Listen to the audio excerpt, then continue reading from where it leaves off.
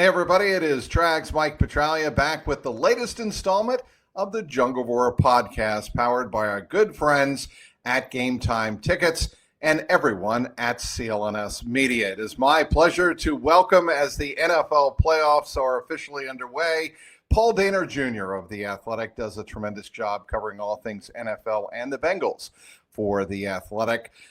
He also has a friend in the room that you may not be able to see. His name is Uncle Phil.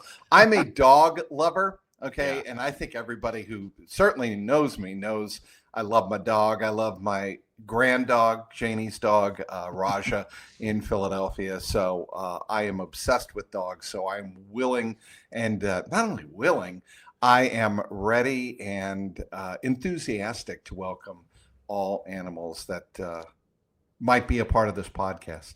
Well, look, if a mailman attempts to deliver mail to my house, he'll be on the podcast real soon. I can tell you that. Or if there's any kind of thunder, you will hear him beating his way underneath my feet as he hides underneath the desk here, because that's pretty much his number one move. But yeah, he comes up here when it's cold. It's good to have the off-season mode, Trags. You know how it is. I do. You know, it's me and my dog in the house for a lot of that. I don't get to go evacuate to the stadium and we go down there and I'm away. No, I'm here. And Uncle Phil's like, all right, I'm coming under the desk. He's an older dog. He's like 10 years old. Yep. And so used to be, there were certain parts of the house that are off limits. You know, we're trying to keep it under control. And now I'm just weak. I'm just weak. I just let him go wherever he wants to. He has full run of the house at this point. Let me ask you, he's an animal. Does he roar in the jungle? He would roar. Not as loud as I wanted to roar. I wanted to open this podcast. I wanted to be responsible for keeping the jungle roaring. Can I do it? Can I roar once? Yes, you can. Go right ahead. I'm here to roar. Remember, one of the things I remember about Old Riverfront Stadium, where the jungle was actually born, was the roar that would come on after a Bengals big play or a touchdown. You would hear that tiger up on that old scoreboard in center, and then you would hear what Paul Dehner Jr. just did into the microphone. It would be that kind of guttural roar. So. Yeah. Anyway, we have those pleasantries out of the way, Paul Dehner Jr. Enough of that. Enough niceties. Enough jokes, okay? Let's get down to cutting some guys. Come on. Well, before we cut some guys, I want to talk about the NFL playoffs. And I told a lot of people in the press box over the last couple of weeks, over the last two games, actually, the home game against Denver and the roadie at Pittsburgh, you know what's going to be written. The Bengals are the best team not in the playoffs. And I must tell you that watching this first weekend of playoffs, there wasn't a lot of excitement. There wasn't a lot of drama, really, in any of these games. And I'm thinking to myself, the Bengals, had they gotten in, I do believe they could have made a run deep into the playoffs. And I think they would have been an entertaining product with Joe Burrow, Jamar Chase, Tee Higgins, and Trey Hendrickson. What say you? This weekend reminded me of a conversation that I had with somebody inside the Bengals building in early November. And it was, whatever. We get in. The AFC is so weak beyond the top couple. We just got to find a way in, and we'll be able to be the team that no one wants to see and be able to beat anybody. The AFC is not, the juggernaut that we talked about it being a couple of years ago. And that was apparent early in the season. And it was really apparent this weekend that there is such a clear line, I think, between the top three. I get Houston with a nice performance that they needed this weekend, but I'm not putting them in that tier. Just such a clear line, I think, between the top three and everybody else that the Bengals easily could have been in there to make that four. They weren't. They blew it. But I specifically remember that conversation and thinking, that feels about right. We'll see how the rest of it goes. And it proved quite prophetic.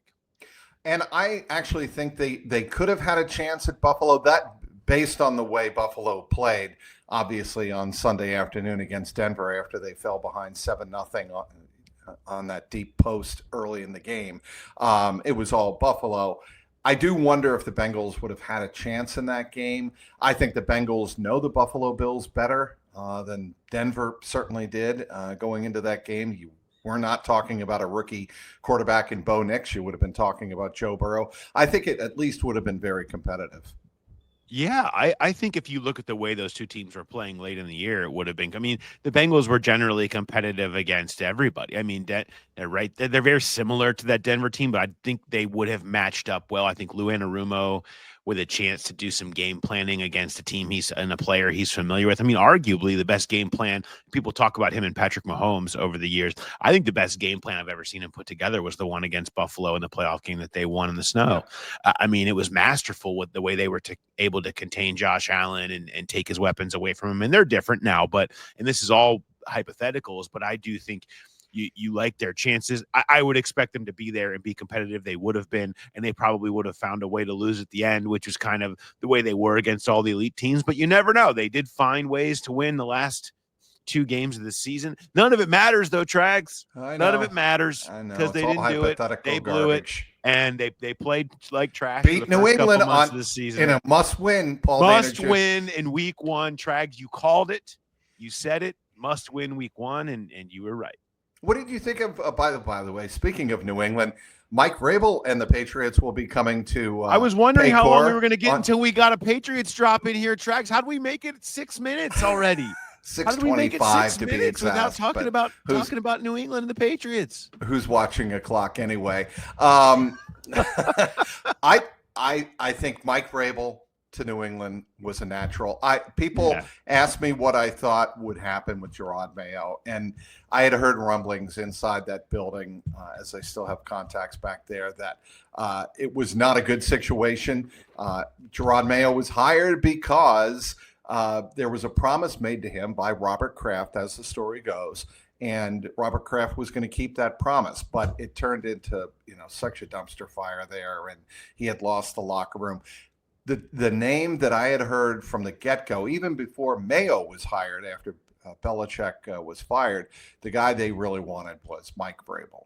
And they finally get their guy. I think there's going to be a new accountability in that organization. What's curious to me is Mike Vrabel, as Bengal fans well remember, is a guy who loves to run the ball, power run game that they obviously had with Derrick Henry in Tennessee. But they have had Ryan Tannehill, Marcus Mariota. He's now got Drake May. And it'll be fascinating to me to see how he handles a young, progressive, down-the-field quarterback.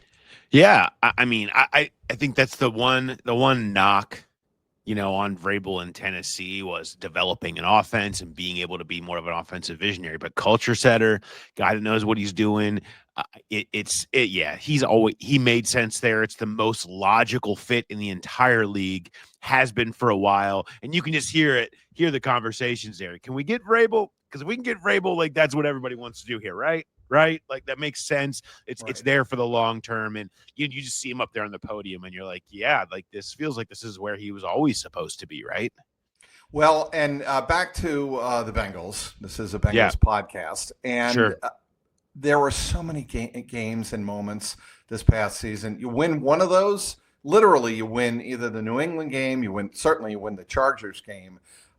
You're in the playoffs, and then we're not having this discussion. But we have to move on and look at that Bengal roster. You have a great piece, Paul, on The Athletic that I want to get into in depth about Bengal free agents and sorting out who stays and who might be done in Cincinnati. It is, one of the classic what-ifs of the Bengals offseason.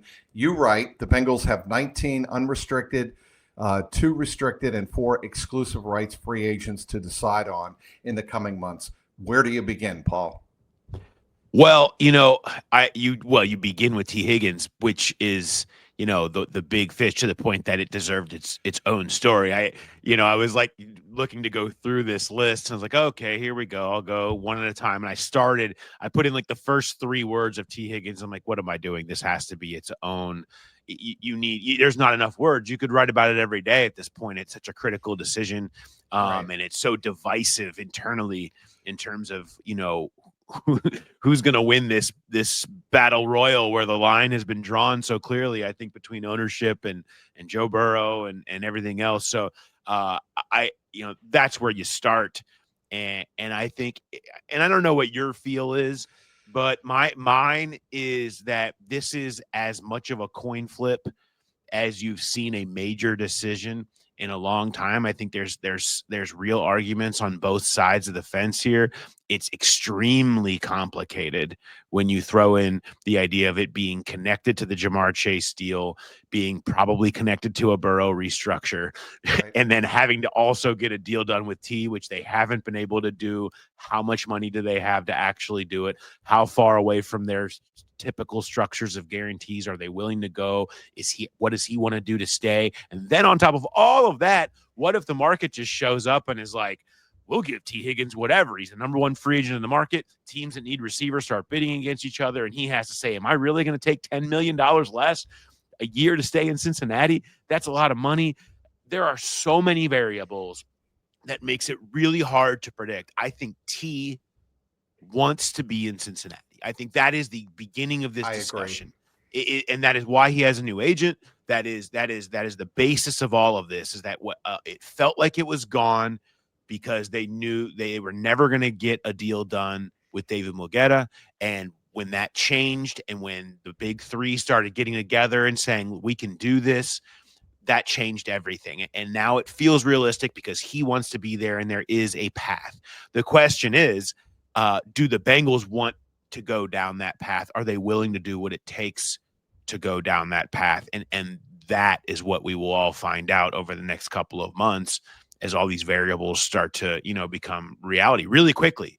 It's look, it's either whatever, if they're going to franchise tag and trade or whatever they're going to do. Free agency's right around the corner. And so he's set to hit free agency in March if they don't do something about it. I think you ask me what my read is on it. I think Tee Higgins is leaning, or I think the situation is leaning towards a Tee Higgins return. And the reason I say that is Bengals have always prioritized their own, especially when it comes to superstars. I do believe that if Mike Brown still has a significant say in the organization, and there's nothing to lead me to believe that he doesn't, he's always favored star wide receivers. It's just so happens that in this particular case, he has two of them. And I think he understands that this team right now is built around Joe Burrow. And you need to give Joe Burrow one or two weapons in this particular case to account for the fact that you're going to have to rebuild the defense. Rebuilding the defense is its own animal, is its own problem to solve off to the side. If you're going to go about rebuilding the defense, you need an offense that can carry the weight. And I think the offense is significantly better, almost 2 times as more powerful with a Tee Higgins on the roster than without him. Yeah, and when you're really talking about the monetary balance sheet elements of this, the 2026 balance sheet is wide open. Okay. Like, yeah, you have Burrow's contract, but you're starting from scratch. They have the third most cap room on the 2026 sheet right now. And I think that they'll end up in the top 5 probably once all said and done with all the cuts that they can do for this year too. But, really the bulk of this between Jamar and T's deals, you're really going to feel the hardest hit in 26 and in 27. Well, you have room to start from scratch almost there, but you don't have a ton of guys that maybe you thought you were going to extend or that you wanted to get more deals done with. Like, you just don't really have that. And I think, if you're looking today, who are you? What is your identity as a team? What is the way you beat people on wild card weekend, on AFC Championship game weekend? You beat them by saying you can't stop these 3. Okay. And they prove that the foundation of really, if everything else goes wrong for them organizationally and they have those 3, they can go 9-8. We learned that this year because everything kind of went wrong around them with an historically bad defense, losing every close game, a line that fell apart in front of Joe Burrow, and they still went 9-8 with those 3. And I feel like a guy who you drafted, who you developed, who loves it here and wants to be here, and Joe Burrow wants him here, you build around those 3 and you start figuring out the rest after that. All right, you're right. Also, they also have a long list of realistic cut candidates that could clear anywhere from $30 to $50 million more off the 2025 cap. I guess the natural question is to ask you, Paul, where do you begin with those cuts? Yeah, Who are the leading candidates? Yeah, well, it's going to be out tomorrow, the second part there, that story. So I have it all in front of me right now as I finish it up. Obviously, I had to weave some beautiful prose in here first, but I do have the numbers in front of me. So Sheldon Rankins is the obvious. There's no chance he's back. So I mean, he will save you $8.6 million against the cap. I mean, they're going to end up giving him $14 million in cash for 287 snaps, 4 pressures, and 1 sack. And I hope he's okay with the illness and everything that went down. But before that, this was decided. I mean, he did not deliver on anything they needed him to be, and it's arguably one of the biggest reasons that defense went sideways this year, not having a secondary pass rusher that they kind of counted on Rankins to be, and that's a miscalculation on their part, to be fair. But not having that opposite Hendrickson really hurt them. Second would be Alex Kappa. They're going to move on. They need 2 new starting guards. One of them probably a veteran, maybe 2, but definitely 1. Kappa saves you $8 million. He's 30, going to be 30 at the start of camp. Saves you $8 million. You only take on 2.3 dead. So you're talking about it's time. I mean, he's going into the last year of his deal. You're going to end up having paid Kappa 3 years, $27 million. He was exactly what you needed, the serviceability you needed at that point in time. No shame in that. You would do that deal again in a heartbeat, but it's time to get out from under that and probably almost on a 1-for-1, I would think, head into free agency and say, okay, what guard can we give $8 million to per year, right? I mean, that feels like almost exactly what you would do here and find the next Alex Kappa. That'd be a place you would start. My third in the place where you absolutely start is Jermaine Pratt. It's $5.9 million you would save there, $2.3 million in dead. You just can't have that level of missed tackles and lack of effort. He was second in the league in yards after catch allowed, 450 yards after the catch allowed via PFF this year. I mean, you saw it all year. A new defensive coordinator, rebuilding a defense, and you can save $6 million essentially. I think you're going to see a coordinator is going to want to come in and install one of his guys. That's his type of system guys in the middle of that defense at linebacker, and Pratt would not be part of that. All right. A name that I'm going to get to some defensive big names that you have listed down here in terms of free agents. The one that intrigues me the most, and I may be in the minority in this, is Joseph Ossai, because he gives you, at least the way he was playing at the end of the year, Paul, he gives you exactly, I think, what the Bengals need opposite of Trey Hendrickson. Yeah, I think they need more of that, though. Like, I think I don't think Ossai gives you enough to plug him in. I love Ossai as a rotational third or fourth guy. It kind of what he maybe, if you get what he became this year a little bit more and maybe rejuvenated with a new voice, that you talk about somebody who lived in Lou Anarumo's doghouse for the majority of his career. Right. He did until this year, and he finally kind of found his way out and found some playing time. And you saw glimpses every time he got a chance, but he was too often not getting a chance. So maybe he's rejuvenated by a new coordinator. Maybe that brings more of what you saw late in the season out of him. He still wasn't winning a ton, like quick wins. His reputation coming out of Texas and who he kind of was here was that relentless pursuit type of player. And you saw a lot of that. And that's fine. Like, it doesn't matter how you affect the quarterback. But I think for a guy opposite Trey Hendrickson, I want a quick winner there more often than not. But I love Ossai as my third or fourth edge. And so what is the market? He's 25. He's coming off a season where people are seeing the ascending nature of his production. So what will he get? What will other teams view him as? I don't know. It's a really big question mark for me in terms of free agency of what people think of him. Because I think the Bengals have interest. I get the sense they have interest in bringing him back, but I don't think there's going to be interest in bringing him back to be the starter opposite Trey Hendrickson, nor would they value him that way. So that becomes a thing of what if somebody else in the league does value him that way, well, he's going to go. But if it becomes a thing where, hey, here I am, I'm an option. I'll just go back here for a year. I didn't see the market I thought I would, and find a way into this mix with a new coordinator. Then maybe that's it. He may be the ultimate change of scenery candidate on this whole list, though, who just probably feels like somebody who wouldn't mind having a fresh start somewhere. Can you see the Bengals going 3-4 with a new defensive coordinator? Yeah. I mean, I think they kind of did. I mean, they're playing that 5-2 a lot and base downs. And the difference to me is it's not necessarily about base, because I do think everyone's kind of multiple in different ways anymore. Yeah, that's but true. It's a willingness to employ the tweener edge rushers, the speed edge rushers that, Lou Anarumo was like, my edge rushers look one way. They are 6'4", 266 pounds, and they have power off the edge.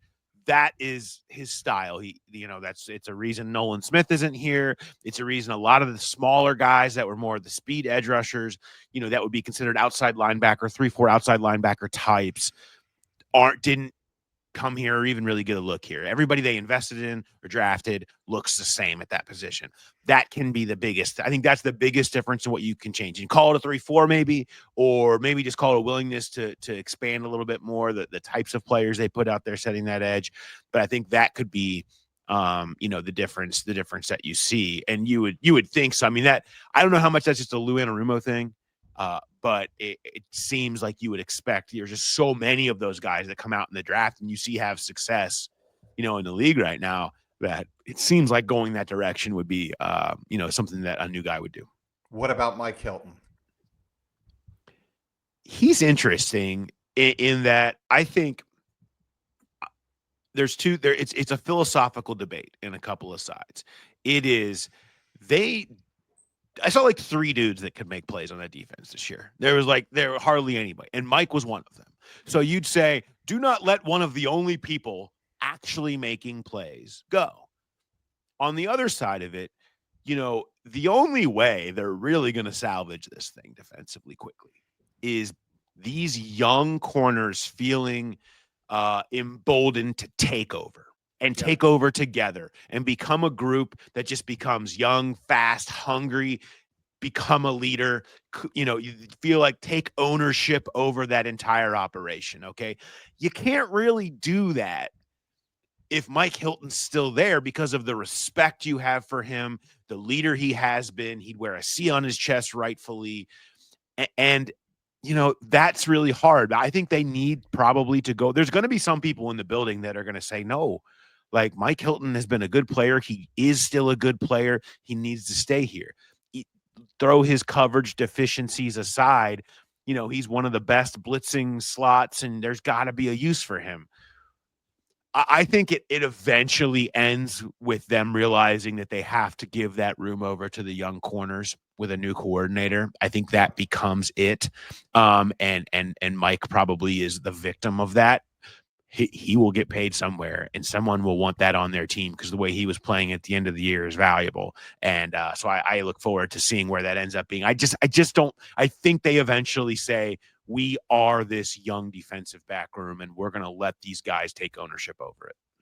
Here's something that fascinates me is, will the next defensive coordinator of the Cincinnati Bengals come from outside, or will it be an internal hire? Because we all know, and you've written this and you've said this, you get one of these with the massive coaching change that Zach Taylor implemented immediately after this season. You get one of those. But if it goes south again, what happens if you bring in an outside guy who is looked upon very favorably and the internal candidate or the internal head coach is not successful? Well, then you can easily look towards that external guy as your new head coach. In other words, why would you introduce a threat to your own position? The theory would go, Zach Taylor would likely hire internally. What kind of stock do you take in that type of theory? Not much. I don't think that's even a part of this equation. I don't think there's any thought of an internal hire. I don't think there's any worry of what if this person takes my job, because the bottom line is, if this defense is good, they might win the Super Bowl. And that nothing, I think you have to at some point have some belief that, like, look, what we're doing here on offense with a decent defense is going to win so many games. And, what they have cooking offensively is really what they're based on. And they're looking for, there's nobody internally that's going to come in. You need new voice. It needs fresh voice. It needs fresh eyes and fresh leadership. And so that has to come from the outside. And that needs to be the energizing force behind this defense going from 28th to whatever, 15th or better. And so I think you can't coach scared. I don't think Zach Taylor could ever really be accused of coaching scared in that regard. Good point. In terms of taking credit, blame, whatever, all that stuff. There's a lot of things people say and can about him. I don't view that as part of it. I think, he knows that he wants to win a Super Bowl, and he can do it here with Joe Burrow, the way this offense is going. If the defense is solid, hell, they might've done it this year if the defense was 18th. So I don't think there's any thought of that. I don't think internal hire is even on the sheet. No, not at all. What about what you are actually hearing about the defensive coordinator position, Paul? Are they getting close? Because it sounds like, at least in the weeks since DeMarcus Covington and I believe Patrick Graham, they've been pretty quiet. Yeah, I think, you get into this time of year now where maybe you're waiting to talk to one or two other guys that aren't really available yet, right? I've talked about Al Golden, who makes a ton of sense as Notre Dame's current defensive coordinator, who was the linebackers coach here in 20 and in 21, did a great job with that group of young linebackers, and obviously has done an incredible job at Notre Dame and leading them now to the national championship on the backs of that defense. Certainly seems like a guy that they would want to talk to, that he's the ultimate, he's the connections candidate, where it's like, boy, him, he knows you. There's no devil you don't know here. Like, he can do a great job. He has proven to develop young players. He did it here. He's done it at Notre Dame. That could be that could be an answer for you. Well, he's kind of a big week for Al. So, you can't get to him yet. So I think you reach that with any candidates that are still playing in the playoffs right now, that maybe you want to have more time to get to. And, are you going to lose? I think they have the number one defensive coordinator job on the market. Are they going to lose out on somebody by waiting that they really want? I don't think so. I don't think I think anybody, they're the domino that's going to push that market along. It's not going to move without them, because whoever the top ones are going to be looking in Cincinnati saying, this is where I want to be, at least their top candidates. So I think that's where it's at now. There's too many young guys that they would like to talk to and interview and get a feel for that they would just move along and say, timing didn't work out. I don't see that being the case. So that ends up, you get some lulls like this right now. I want to go back to free agency for a moment and how the Bengals approach this free agent market, and in terms of what their needs are going to be. Off defensive line, obviously, Paul, they're going to have to address that both internally and on the edges, like we've already mentioned.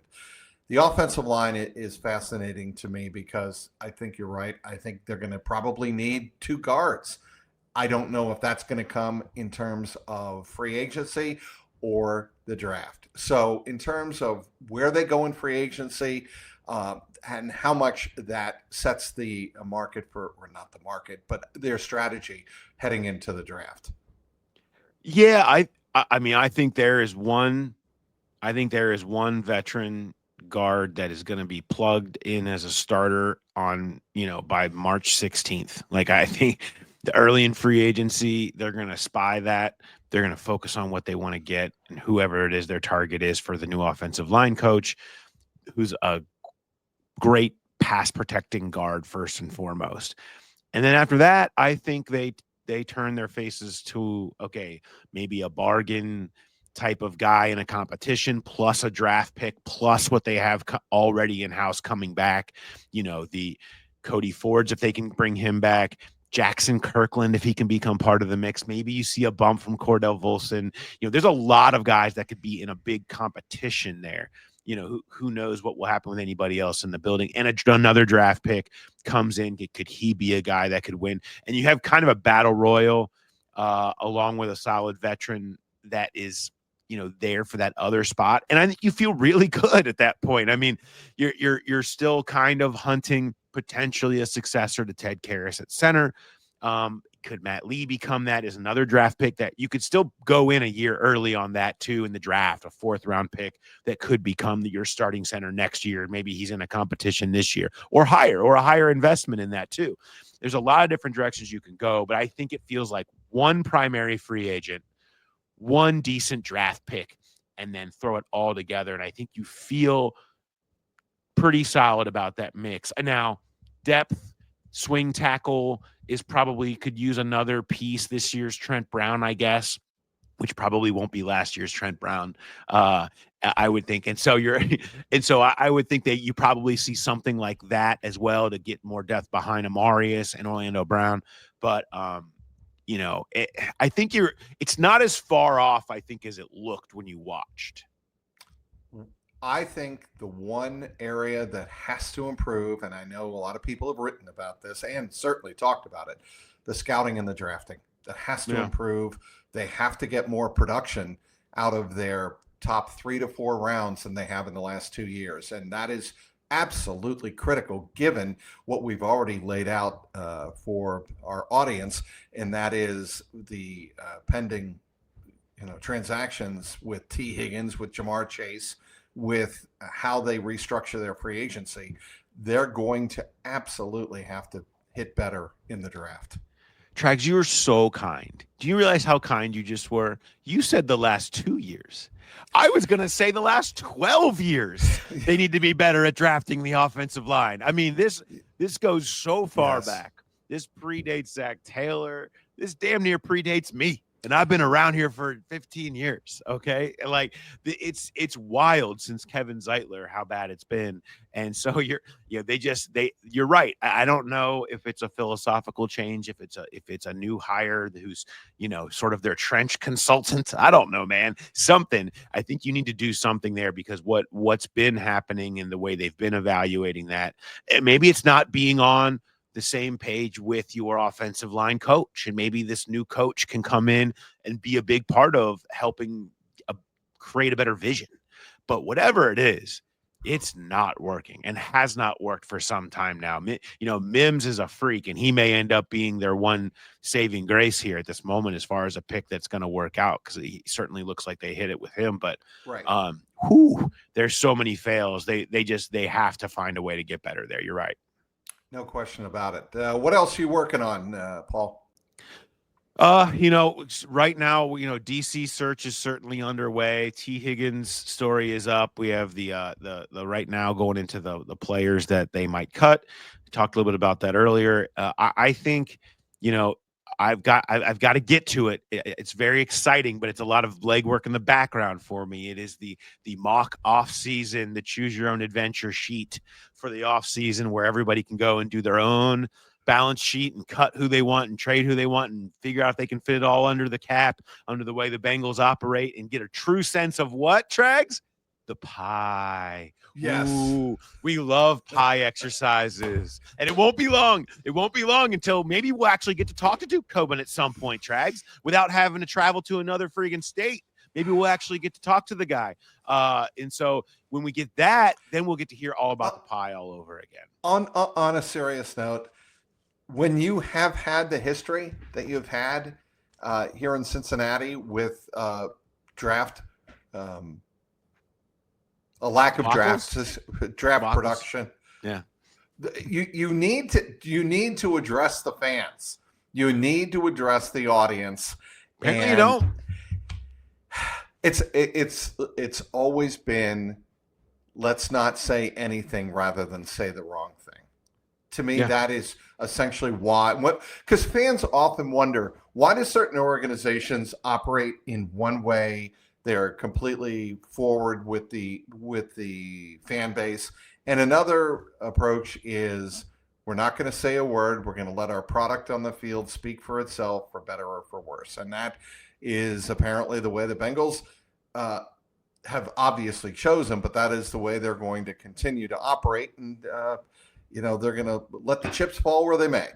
Well, I think the thing is, that's also part of the reason that I think fans struggle. I don't feel like they understand what is going on and what the team's vision is and how they're Right. viewing things, because Zach Taylor is the spokesperson, but so often the things that need to be said don't have anything to do with his direct opinion, and he'll even say as much. I mean, that's a question for the front office. It's a question for Duke, and they are. And there's only so many things that can be said. And so when the season ends, and I trust me, I went across and looked at everybody that got eliminated last week, and there they are.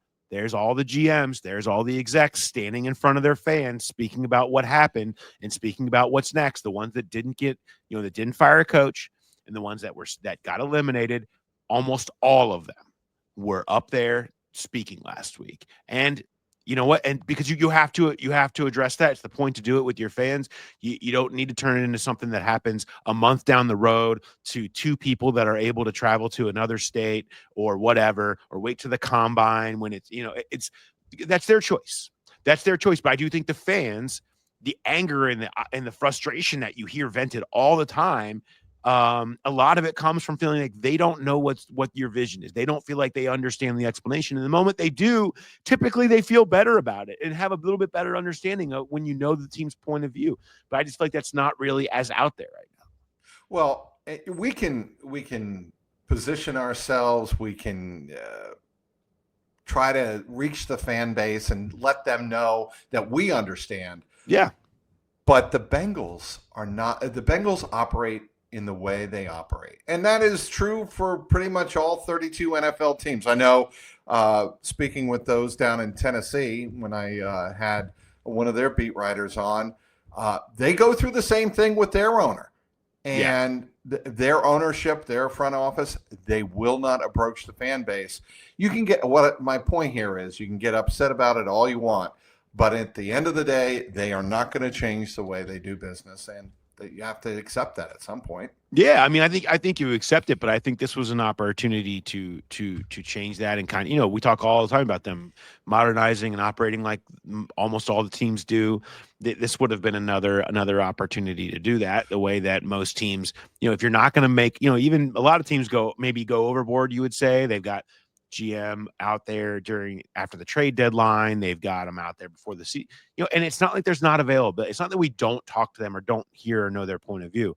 It's that there are certain times when it's necessary.